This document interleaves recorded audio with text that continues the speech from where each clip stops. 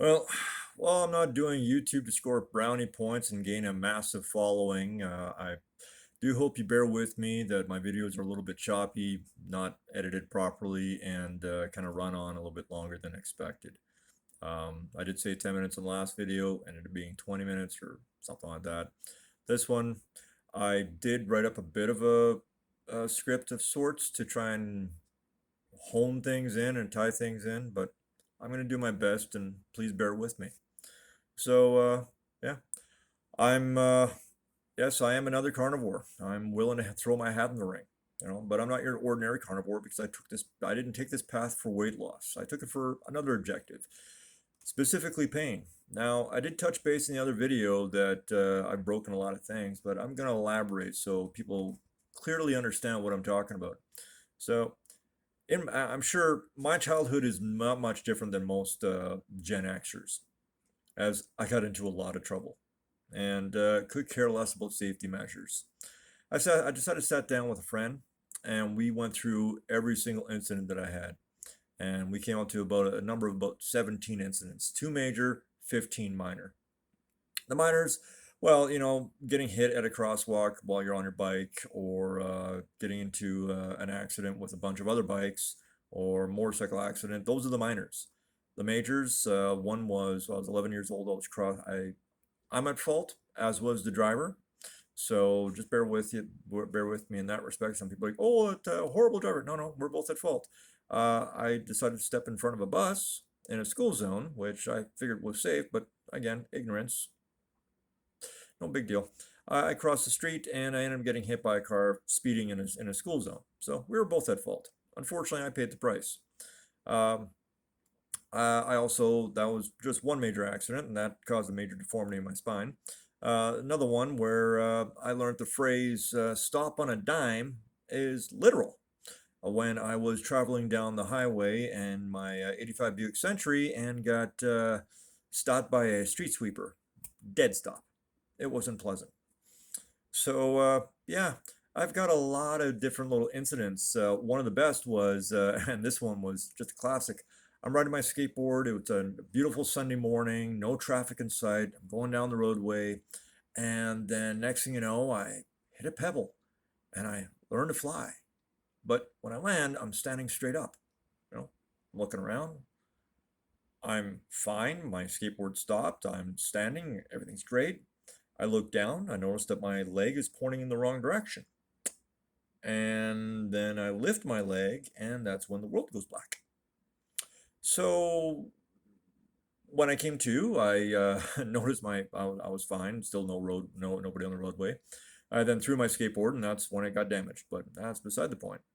I haven't been able to skateboard since. That is the ultimate consequence of that. I tore my ACL and I damaged my MCL. So I thought my bicycle accidents were bad. No, that was probably by far the worst because like from biking, I think I got whiplash. I know that for a fact. I was careless. I was talking to somebody, had a hat on, and ended up going into the back of a vehicle. So yeah, it happens. Today, I've seen way worse accidents and such. Like I got buddies of mine that have had broken like 200 plus bones in their body. Um, and they're actually doing a little bit better than I am for some reason. Maybe it's a type of accidents, I'm not sure. But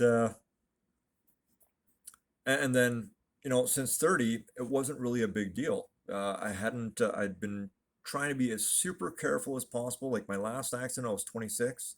And then since 30, it's been pretty much smooth sailing up until I was in I think it was like 35, 36. And one of our horses decided to try to give me a hug.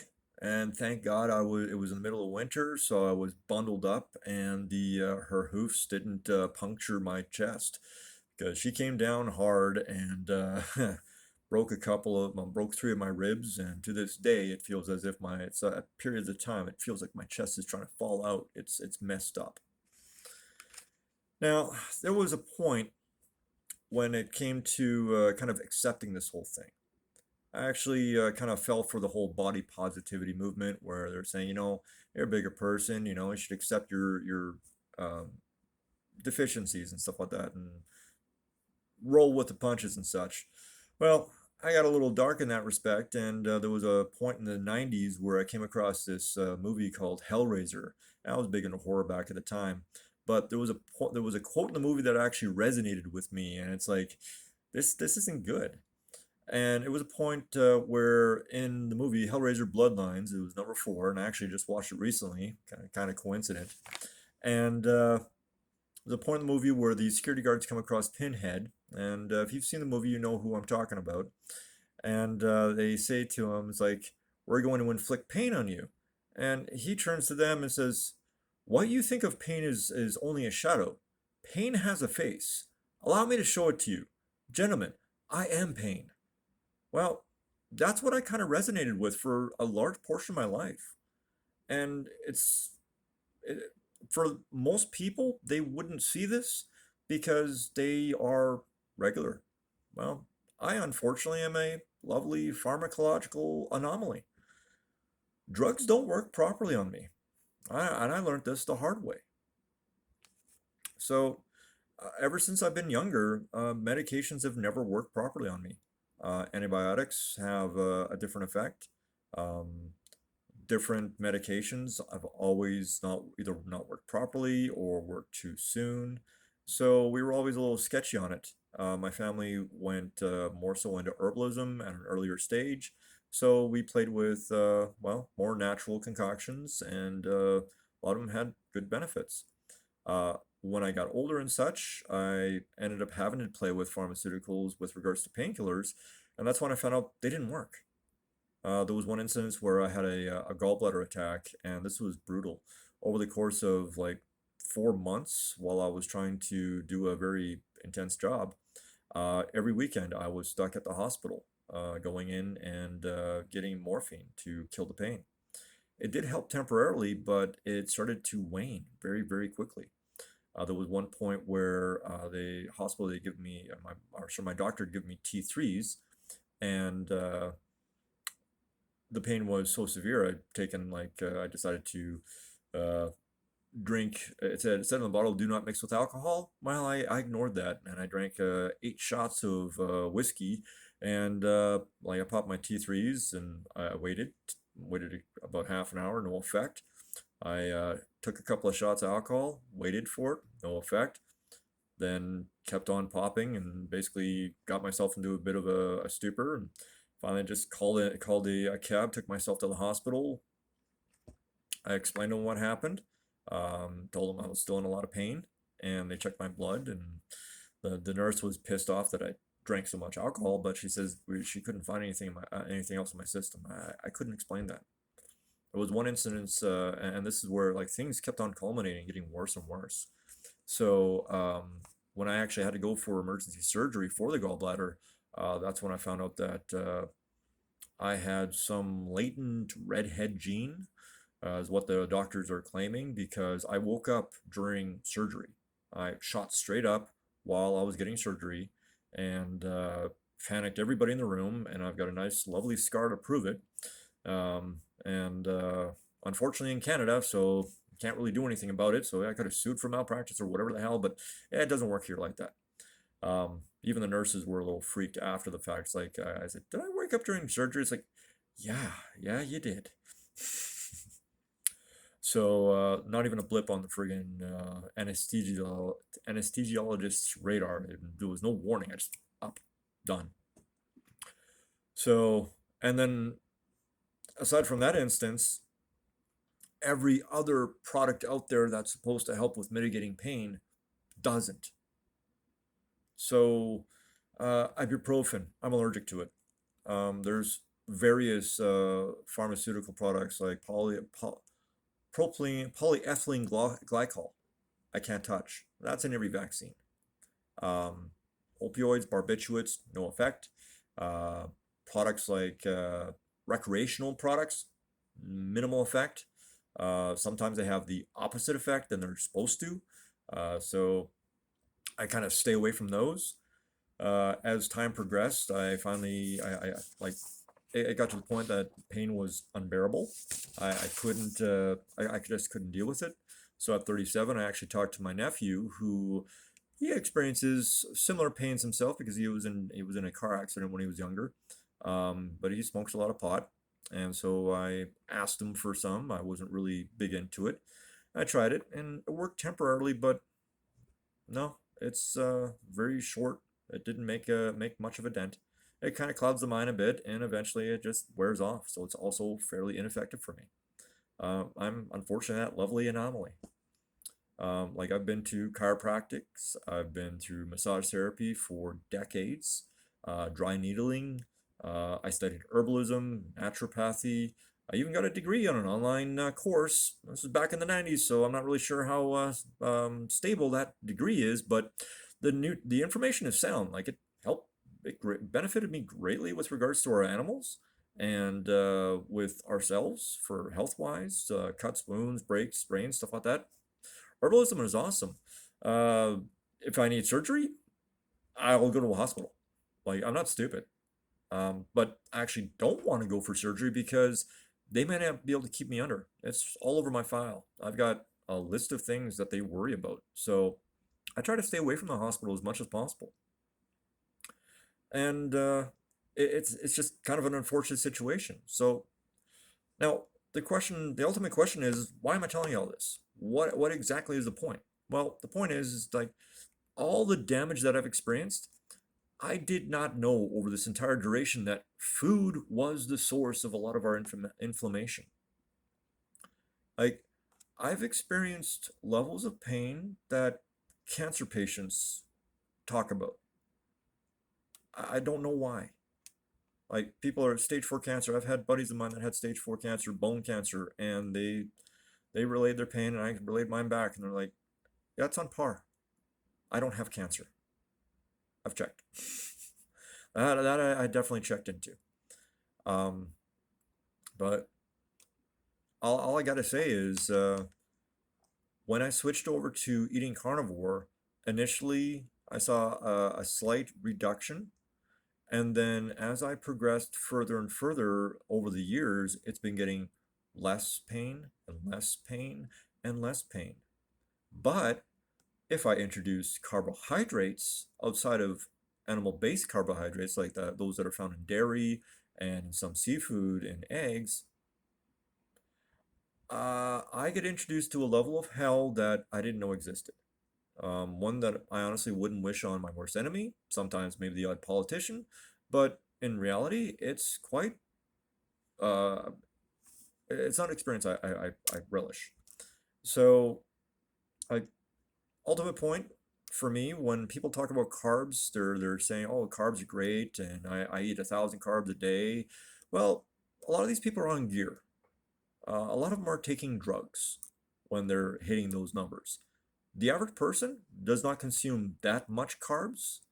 They're generally in the range of maybe 2 to 400 grams a day. When you go into those levels, you're doing some extreme exercise, hit movements to use that energy. Otherwise, it's going to do some serious damage on you. And we do see that in bodybuilders later on in years where their veins are brittle. That's why they have high cases of stroke and heart attacks, and it's not just from the drugs, because even natty builders have some issues. So, uh, sugar is definitely something to be wary of. I don't have as much of a negative impact when it comes to honey. Maple syrup isn't as bad either. Um, I'm playing around with that right now. I do kind of get kind of like electrical pulses that go throughout my body when I eat too much sugar, so I kind of know the threshold to stay away from. Once it goes beyond that point, I start getting joint pain. I start getting um, it starts becoming very problematic. And this is kind of unfortunately for me, this is actually kind of um, painted a direction for my um, employment as well. Like I can't stand for more than 20 minutes. I'm pretty much stuck in a chair for the foreseeable future.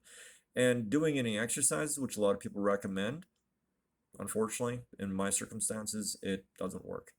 I've gone to the gym numerous times, spent 2 years in the gym just recently. I'm out of it right now because of an injury. Every single time I go there, something shifts and I'm out of commission. This most recent one, something happened to my legs. No idea. All the specialists I talked to are completely dumbfounded. AI, dumbfounded. So the only thing I can do is continue to eat meat, continue to stay within the animal kingdom, and that includes everything, like cold cuts, cheeses, you name it. There's a plethora of options to choose from when it comes to the animal foods. There is no real restrictions in that respect, and um, I, I really don't understand people's worry about sustainability. This is the most sustainable diet ever. It's cheap, very, very cheap. And due to my circumstances, I know it's definitely cheap and worth it. So I I'm glad you stuck around. If you've gotten this far, I do apologize for the maybe I've gone a little bit over the place here and there. But the main objective is just kind of inform you that not everybody who eats carbs or avoids carbs is doing it for diet for like let's say the weight loss issues and insulin sensitivity issues. They, in all honesty, they have no intrinsic value. Our body produces all the glycogen that we require through gluconeogenesis. We don't need an outside source. I'm 6'5", 185 pounds. I don't eat any carbs. I maintain my muscle mass. I maintain my strength does go up. I've hit PRs or personal bests. They've all gone up. So this nonsense that you have to eat carbs, it's just that. There's no point to it. Yeah, if you want to add bulk, by all means, but you can do that with meat. So just look at Sean Baker. Guy's 59 years old, breaking world records. There's no disputing that. You don't see that in a single vegan. It just doesn't exist. Except for the guys who take who've been on gear for most of their life and then switch vegan for a year. It's like, I'm a bodybuilder. Yeah, sure, whatever. So, but besides that's beside the point. So, I just thought I would inform you of my current situation and why what my primary motivating factor to remain on carnivore is, and then you can kind of see my side of things, um, and then well, we'll go from there. Thanks for watching.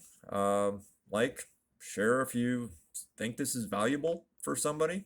May not be. And I'm going to continue recording and telling you more about my experience on carnivore and the direction we're going. Have a good day. Thanks.